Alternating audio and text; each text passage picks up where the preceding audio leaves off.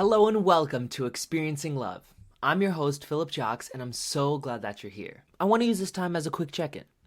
How are you doing? How have you been? Has everything been going all right?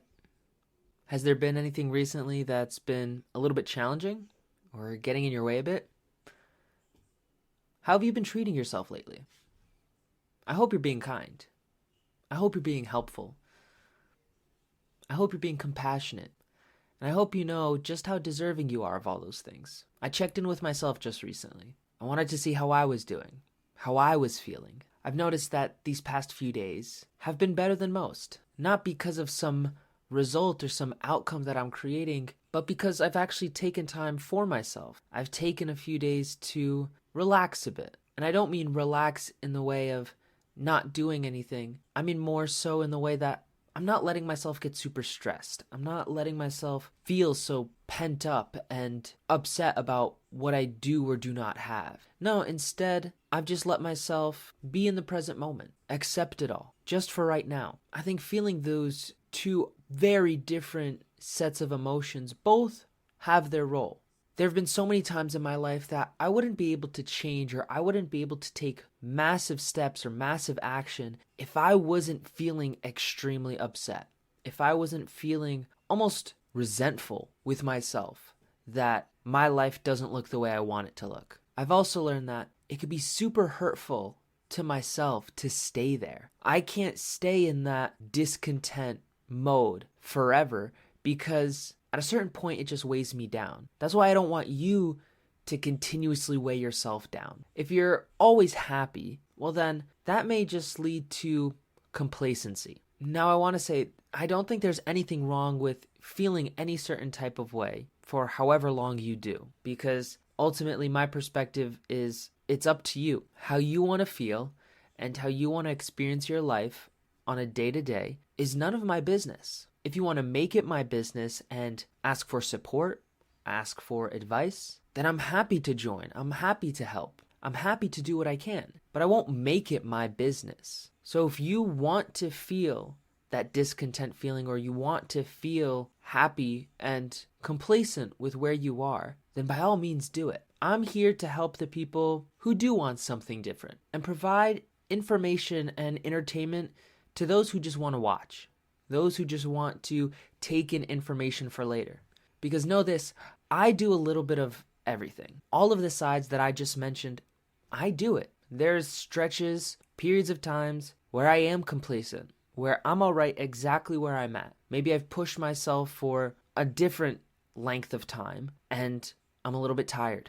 So in those moments, kind of like how I've been the last few days, I take it easy. I embrace where I'm at and use it to rebuild my endurance, rebuild my stamina, especially my creative stamina. The past few days, I've been really working on my sleep and getting back to a sleep routine that I could feel happy with, that I could be proud of. My downfall in my sleep in the weeks beforehand, that was because I was so focused on other areas and on pushing myself that I didn't check in with myself. I didn't see that I was actually doing really bad. I was feeling really burnt out. And admittedly, it took someone else pointing it out to me for me to even notice. Things would have gotten worse. And honestly, when they did point it out, it actually did get worse before it got better. It had to get that way. It got to the point where I was going to sleep at 8:30 in the morning, which is bizarre to me. I was seeing the sunrise at the end of my day and then staying up in the sun for a bit before ultimately just taking a nap. It was just a bunch of midday naps. When I say a bunch, I mean one long midday nap for many days in a row. If you've ever gone through something like that, I guess I'm just trying to share that I get it. I know what it's like. I know what you're feeling. And it sucks. It's not a great feeling. I was using this excuse that, oh, I'm a night owl. I'm meant to do this. While I do acknowledge I enjoy staying up late and sleeping in a bit more, I did take it too far. I really did. And my body, all my systems were all out of whack. I was not feeling my best. I was not doing my best. I was not performing my best. In the 3 simple days where I've started to retrain my mind, retrain my body, I've been flooded with imagination and creativity, and I forgot how good that felt. I forgot how good it felt to be as close to 100% as I can be. I know there's another gear that I could still reach. I know that there's another level. I've been there before, and it does require just having a few more of my areas of life closer on track. Being diet, exercise, relationships, all of them are important. All of them play their role. And I've neglected almost all of them. So starting with sleep is just the start. And I plan to get back at it. I plan to get back to it. And all of that is just from checking in, seeing how I'm doing. So how are you doing? Is there something that you need to be honest about? Is there something you need to give yourself recognition for? Maybe you've been pushing yourself really hard. Have you celebrated your wins recently? Have you stopped and wondered, how am I rewarding myself for everything that I'm doing? One thing I often find difficult to accept, I have to say this part slowly so I can say it right. I find it difficult to accept when someone tells me that they're holding off their celebrations to a later time, or they're holding off rewarding themselves to a later time. I guess this has to do with moderation. I'm not really looking for balance, but there is some moderation in that rewarding yourself all the time is also not the answer. And never rewarding yourself is also not the answer. But with most people I talk to, a common theme is not rewarding yourself enough for the hard work that you're doing. And maybe it's also important to define what a reward is. Because a real reward doesn't go against your goals. I'll say that again. A real reward doesn't go against your goals. If you're trying to lose weight and you just hit that milestone, a proper reward is not to just go out and have a cheat meal and eat all the calories you want and to skip exercise or whatever you've been doing in order to lose that weight. If you have a goal to save money for a house and you just hit a milestone of being able to afford a house, a proper reward isn't to buy some extravagant or lavish gift, isn't to take that hard-earned money and spend it. Because there's so many different ways to reward yourself. There's so many things that you can do that don't go against your goals, but still help you feel the enjoyment that life has to offer. One of the scariest things I heard was when someone told me that, or should I say someone advised me, that they stayed in a job that they hated for 35 years to get to retirement because retirement is now great, and that I should think about doing the same. I should consider getting a job that pays well and covers all those necessities, covers all my basic needs, so that for me it would now be 45 years, I can retire and take it easy. The reason that was so frightening to me was about this I almost want to call it like a false arrogance that I would need to have to think that 45 years of my life are guaranteed. In truth, I've only made it 23 so far. That is my lifetime. And so the question is, survive 2 more of my lifetimes before I reward myself. If I'll be honest, the real frightening thing would be to be in a job for 44 years where I hate my life. I hate my life because my job became my life, or jobs usually become our lives because we spend 40 plus hours a week doing our job and commuting and all that stuff. Again, only to hit that 44th year and then I lose my life. I just spent the last 44 years